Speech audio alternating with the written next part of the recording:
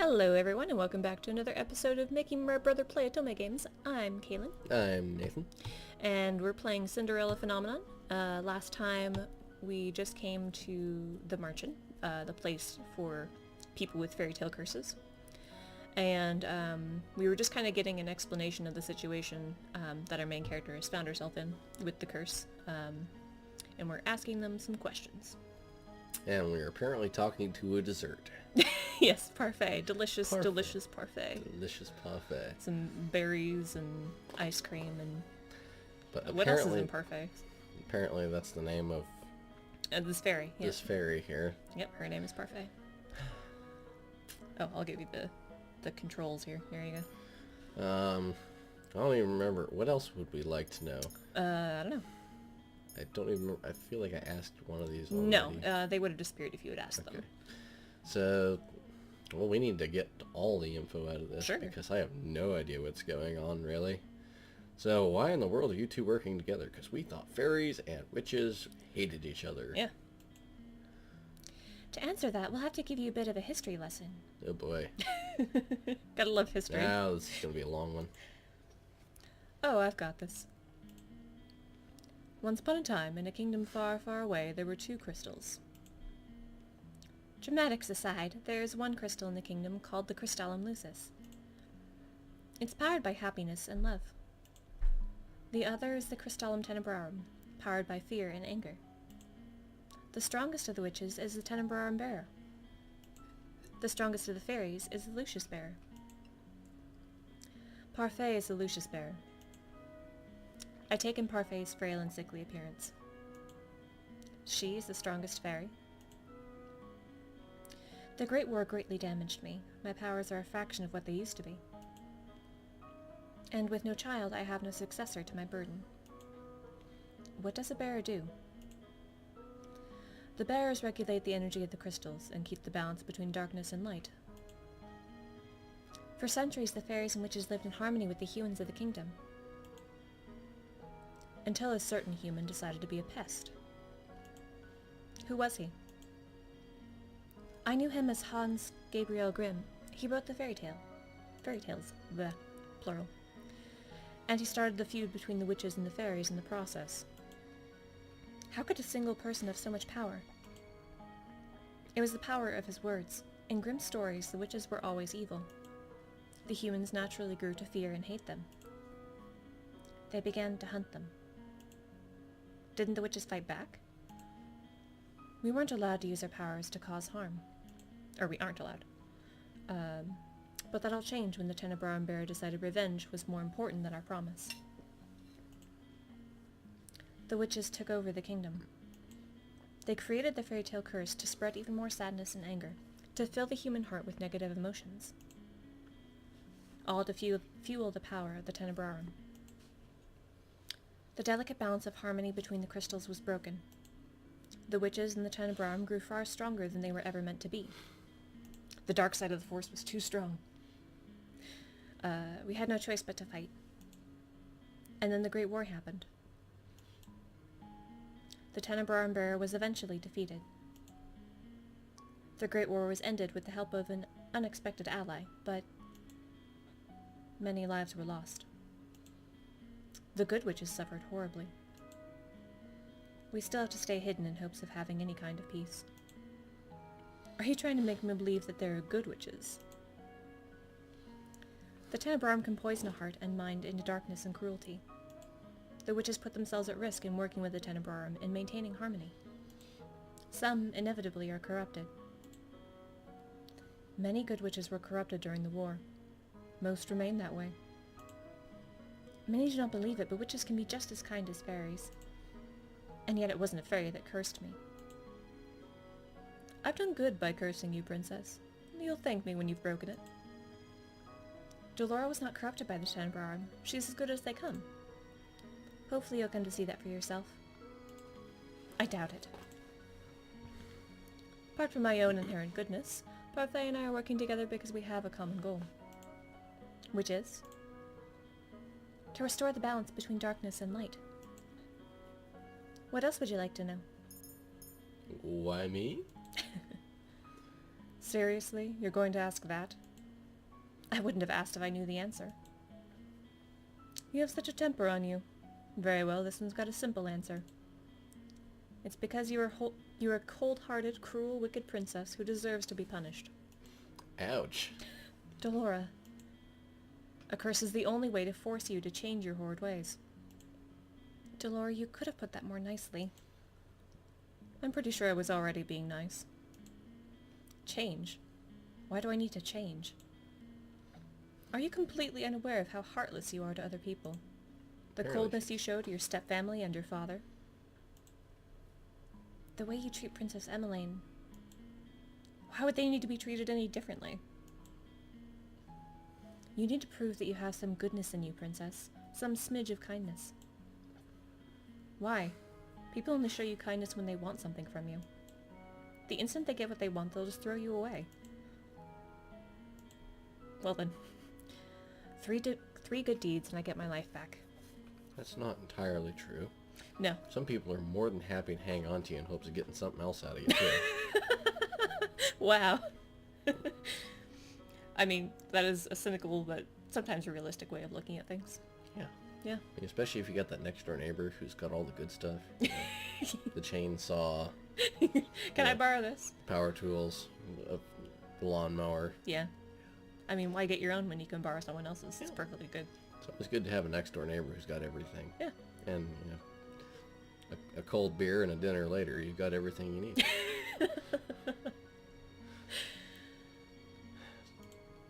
Easier said than done. You said Cinderella, didn't you? Didn't she just go to a ball and find a prince? What does doing good have to do with that?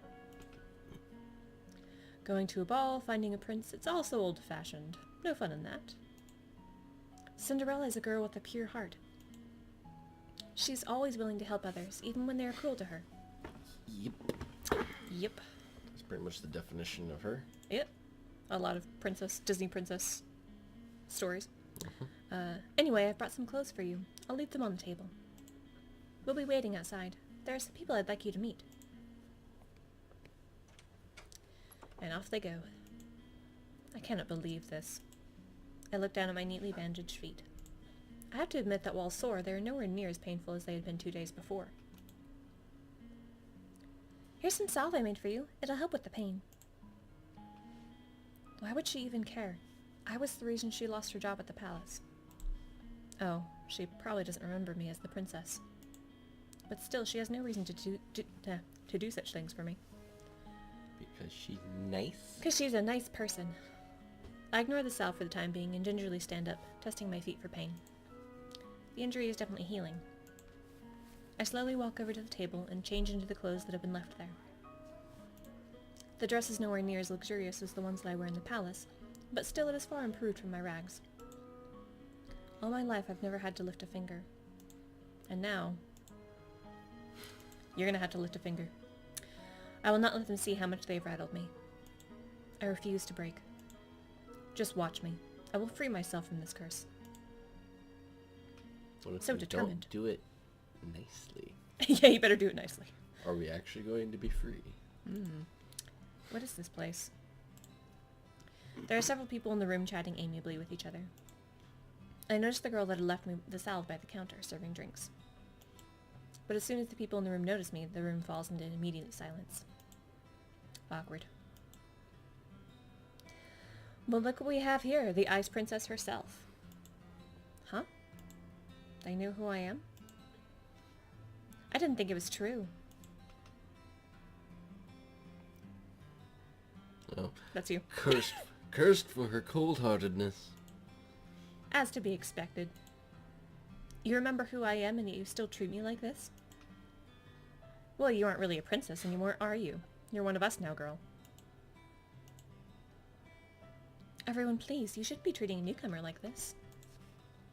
Princess, let me apologize. They mean no offense. I cannot believe that. Not when the people Parfait is referring to simply smirk and shrug as I meet their gazes. What is this place? Welcome to the Marchen Tavern, a home for those with the fairy tale curse. You make it sound like some kind of holiday house. Don't ruin my moment, Delora. Sounds more like a halfway house. Kind of, yeah. Marchen? tavern? The Marchen was built 3 years ago when the number of cursed in Angiel continued to rise.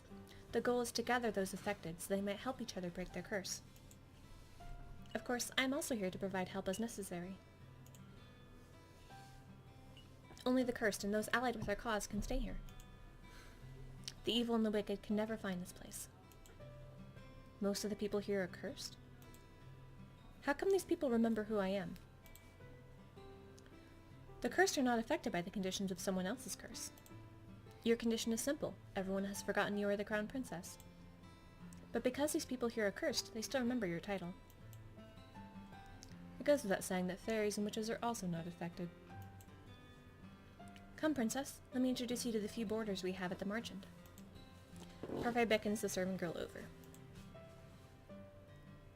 This is Anise. She helps out in the Marchen and does most of the cooking. I'm sure you understand why she's working here now. Dot, dot, dot. Dot, dot, dot. Awkward. I believe she deserves an apology. Miss Delora? What are you talking about? Don't you worry your sweet little head over it.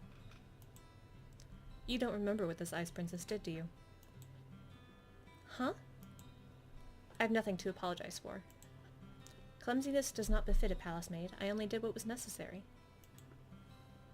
Well, it's nice to meet you, princess. I'm Anise Willow. I hope we get along. Dot, dot, dot. The feeling is not mutual. She's as cold as ice. Yep. And then more dots. Awkward silence. Really? This is how you're going to start doing good? I don't believe I asked for your opinion. No, but she's giving it anyway. Please, you two, no fighting. We're not fighting, we're just having a aggressive discussion. I hold my tongue as Parfait leads me to two people whose faces are incredibly familiar. They are faces I have seen in the palace before. This is Jurain Valiente and Garland Belrod. Oh. Surprise! They're exclaimed. They're Sheer exclaimed. How did you know? Both of you were in the Order of Caldera.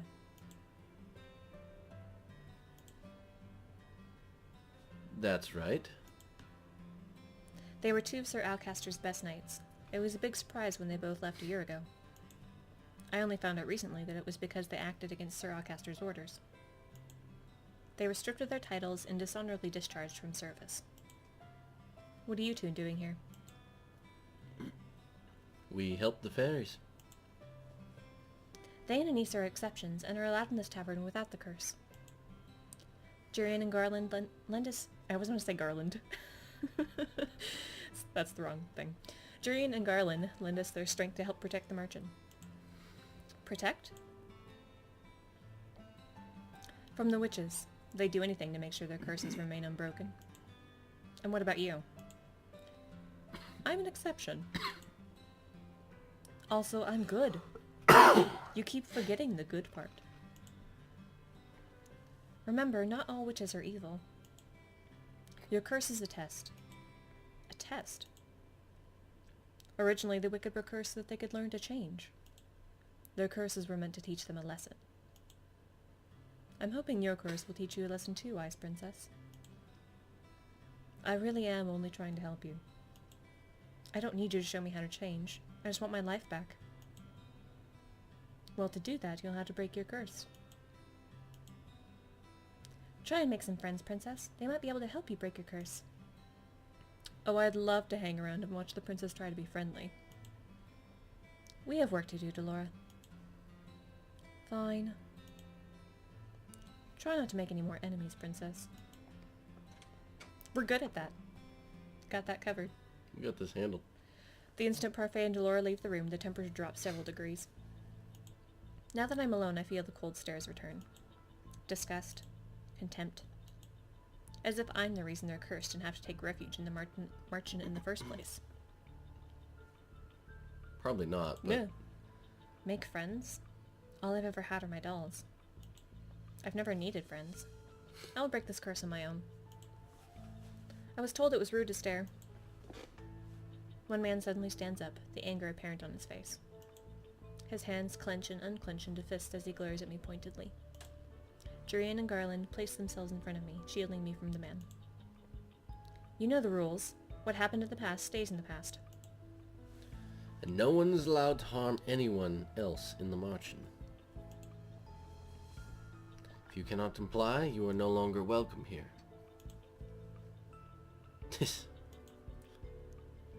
No matter. The Ice Princess will get what's coming to her. He throws one last glare my way before sitting down again. Break the rules and you'll get what's coming to you. That goes for everyone here. Jurian's tone is cold and firm. There's no doubt that she means what she says. So these are the great knights of the Order of Caldera. The Marchen begins to settle down, and everyone eventually goes back to their conversations and meals. I walk toward an empty table, realizing that I'm being deliberately ignored. I become immersed in my thoughts as I sit down. One thought, however, comes to me immediately. They hate me.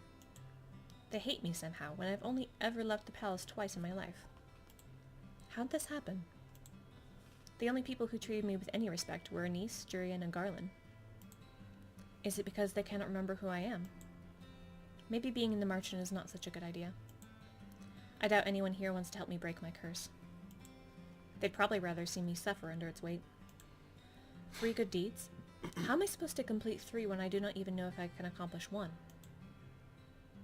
May I join you? I look up and stare in shock at the beautiful lady from the toy shop. Her beauty still manages to take my breath away. What is she doing here? You were in the toy shop. Ah, yes, I was there picking up some items for a friend. I'm humbled you still remember me. Allow me to introduce myself. I am Miss Karma. Ugh. Karma. What? You know what they say about karma? Yeah, I know what they say about karma. Your name is Karma? A suitable name for someone as beautiful as me, no? We are not impressed. Karma, your narcissism is going to scare the princess away. Oh. You are that magician boy. Boy? Oh, how appropriate, boy. Call me that one more time and I'll ruin that perfect, pretty face of yours. Shock. You would hit a lady? How savage. Anyway, I'm Waltz Cresswell. I have the Neverland curse. What about you, princess? What's your fairy tale curse? Does everyone share what their curse is? We talk about it freely in the Marchen. The whole point is helping each other break our curses after all.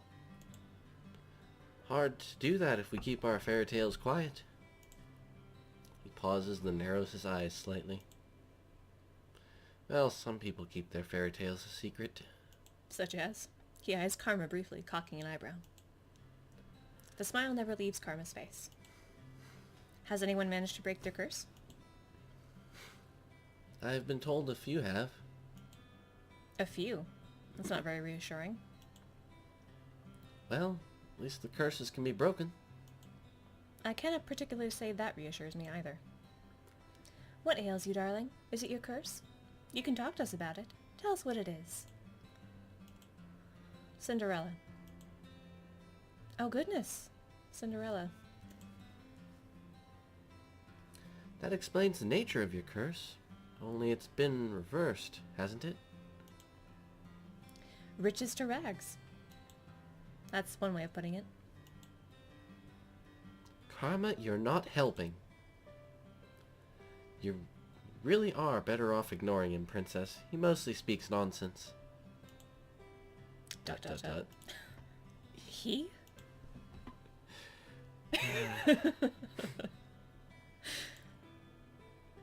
Dot, dot, dot. Princess? Parfait's voice takes me by surprise. I hadn't even noticed her entering the room again. May I speak with you? I'd like you to meet someone, though I'm sure you already know him quite well. Rod! Rod! Rod? So you really are cursed. I was the one that gave Sebi to Rod so that he still had some way to voice his opinions. Sebi? Short for Sebastian. Cute, isn't it? It's nice to meet you, Princess. Sebi's voice changes when it greets me. The tone it uses is lower whenever it speaks for Rod. Perhaps that is what Rod's voice actually sounds like? Wait, if he remembers me, does that mean... The mermaid's curse. What? That is my curse. He's the Little Mermaid. Because he's got the Sebastian. Mm-hmm. Yep. Rod has been mute all this time because he is cursed. Does everyone else know? Obviously. They are my family. Even the king? He knows as well. So I am the only one you never told. I didn't think you'd particularly care either way. Well, he is not wrong. Yet I cannot believe I did not know.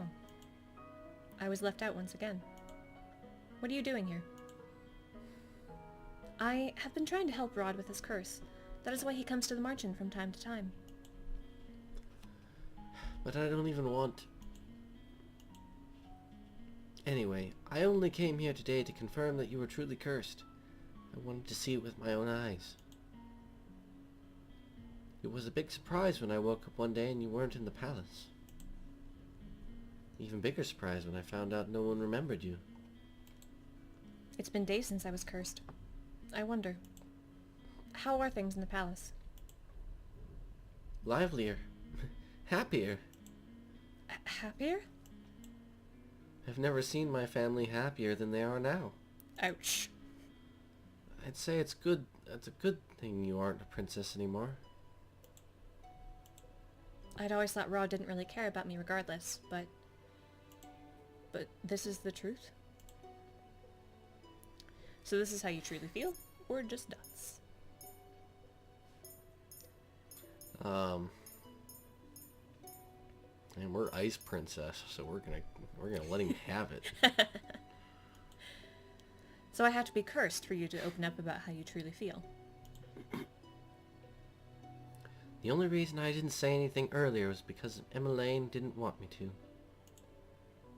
So the only reason he was nice was because his sister said so. I'm happier too, now that you're gone. Don't have to pretend to like you anymore. Yikes. I'm going to return to the palace now. Ouch. Well then, I'm gone and they're all happier. Your very existence has been erased in the palace. They've never known you. That doesn't mean they're happy without you. Even the king. What did I expect? Why did you bring me here? The people in the Marchen, I shouldn't have left you alone in there. I'm sorry. You knew how they felt about me. What have I ever done to them? Now isn't the right time to explain. When will it ever be the right time? So many things have already happened to you. I need you to be patient, Lucy. Has the prince already left?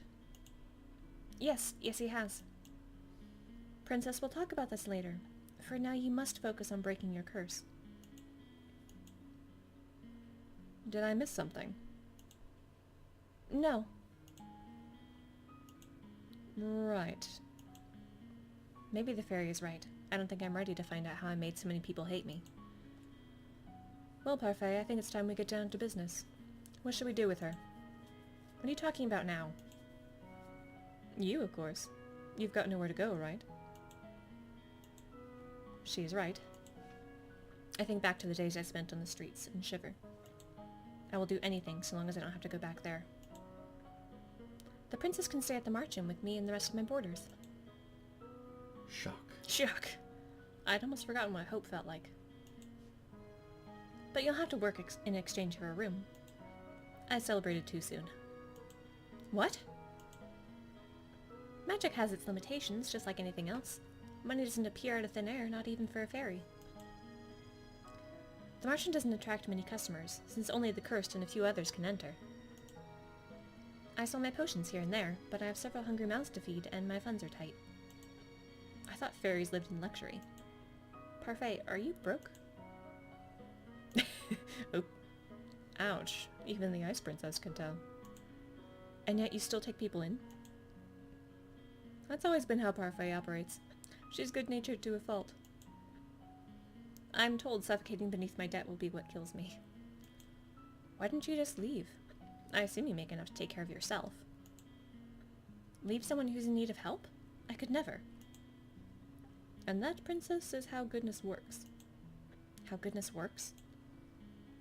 It's not as if I accept freeloaders. All my boarders help me run the Marchen and do errands. The princess has never worked a day in her life. I doubt she'll be useful. If karma can be useful, anyone can. I have yet to see karma be anything but useless. Princess, you're more than welcome to stay if you're willing to help out. It's the least you can do in exchange for a roof over your head and 3 meals a day. Oh, and shoes. Shoes are good. Shoes would be good. Do I even have a choice? Nope. It's kind of your only option. I toss and turn in bed, unable to fall asleep. The mattress is hard and the sheets are itchy. Nothing at all like the bed I had in the palace. Well, what I would give for my old bed again. For any of the comforts of home. I miss my dolls. Lady Parfait! Lady Parfait! I sit up immediately. Who dat? What is going on? I leave my room to investigate. Some of the other Marchen boarders, Waltz, Jurian, and Garland, are sitting on the settee, looking anxious. What's happening? Sorry, did we wake you? No, but the noises Garland was making would have woken the dead. Urian and I found an injured man while we were doing our rounds. We brought him here. An injured man? Wait, what were you doing outside? It's almost 1 a.m. Nothing you need to worry about. Lady Parfait and Anise are attending to the man right now. These people. Will they just help anyone they find on the streets? What if this man is dangerous? Do you think the witches got to him? It's possible. We'll have to find out when he wakes up. The next day, Parfait reveals that the man only suffered minor head injuries. She says that she expects him to wake soon. I look at the tray of food in my hands. Anise has asked me to bring it up to the stranger's room while she finishes the rest of her cooking. I would never have been asked to do this in the palace. Goodness, what's that portrait done to you to deserve that look? I must say that it's odd to see the princess doing something nice for someone. What do you want? I have something to ask the man that was brought in last night. Seeing as you're being good enough to deliver breakfast, I thought I'd just tag along with you. If you're going, just bring this tray up yourself. You are not in any position to delegate your duties to me, Miss Lucy. Come on, our guest must be famished. Seeing no way out, I followed Delord to the spare room the man had been put in. Come in. Very general man. I thought the man would have been old, but to my surprise he looks young. Probably in his early 20s. Just right. Nathan's like, target acquired. He seems lost in reverie as he stares at a small notebook. Good morning. Good to see you're awake and breathing. The man looks at her when she speaks. Depending on how he answers is whether or not he stays that way. The instant he sees us, his eyes widen. Why is he staring at us like that? Am I dead? Not last I checked. What? I'm in heaven, or maybe you two are angels that have fallen out of it.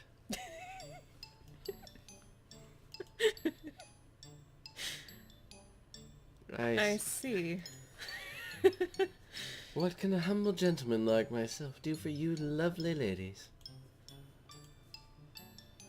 You could join me on this bed. It's very comfortable and there's plenty of room for the both of you. Wow. I'll follow your lead on this one, princess. Princess? Huh, of course. Such a beautiful lady could only be a princess. Look at the noble way you hold up the tray. I love the way you're like posing as you do this voice too. It's great. You gotta get in character. You know, really... But we're out of time for this episode. What? Yeah. Alright, well, I guess we will have to answer this guy Next time. Until then, be sure to subscribe, like if you like, and we'll see you next week. Yeah. Until then. Bye. Bye.